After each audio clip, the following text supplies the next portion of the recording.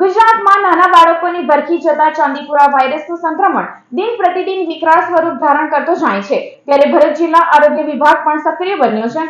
ગુજરાતમાં 0 થી 14 વર્ષના બાળકોમાં હાલ ચાંદીપુરા વાયરસનું સંક્રમણ વ્યાપક બનતા રાજ્યની હેલ્થ એજન્સીઓ એલર્ટ થઈ ગઈ છે.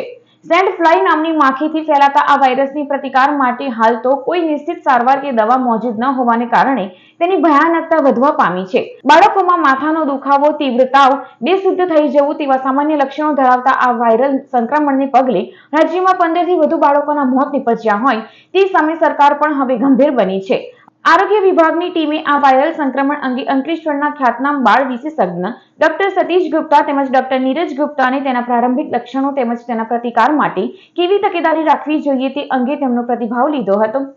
દર વર્ષની જેમ આ વર્ષે બી એક ભયાનક એપિડેમિક આવેલો છે જે બાળકોને અસર કરે છે અને ઘણીવાર બાળકો મૃત્યુ પામે છે.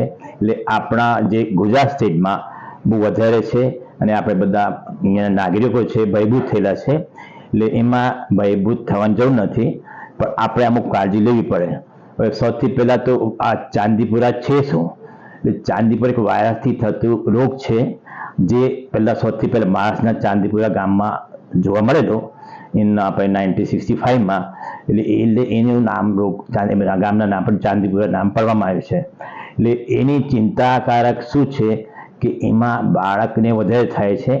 9 મહિનાથી લઈને 15 વર્ષ સુધી બાળકો વધારે થાય અને થાય તો બહુ જલ્દી ફેલાઈ જાય છે અને કોઈક વાર બાળક બેહોશ થઈ જાય, કોમામાં જતો રહીને મૃત્યુ પણ પામે છે. હું છું ડૉક્ટર નીરજ ગુપ્તા.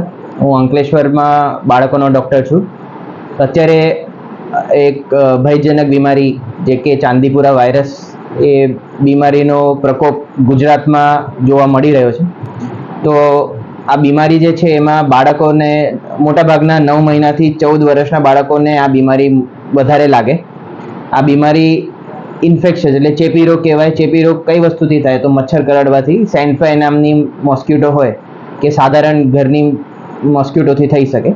તો આપણે પ્રિવેન્શન કેવી રીતના કરી શકાય? તો પ્રિવેન્શનમાં આપણે ઘરને મોસ્કિટો ફ્રી રાખવાનું. જે રીતના કોરોના કાળમાં આપણે હેન્ડ વોશિંગ સારી રીતના કરતા હતા, ઘરની આસપાસ સાફ સફાઈ રાખતા હતા, એવું આપણે કાળજી રાખવી પડે.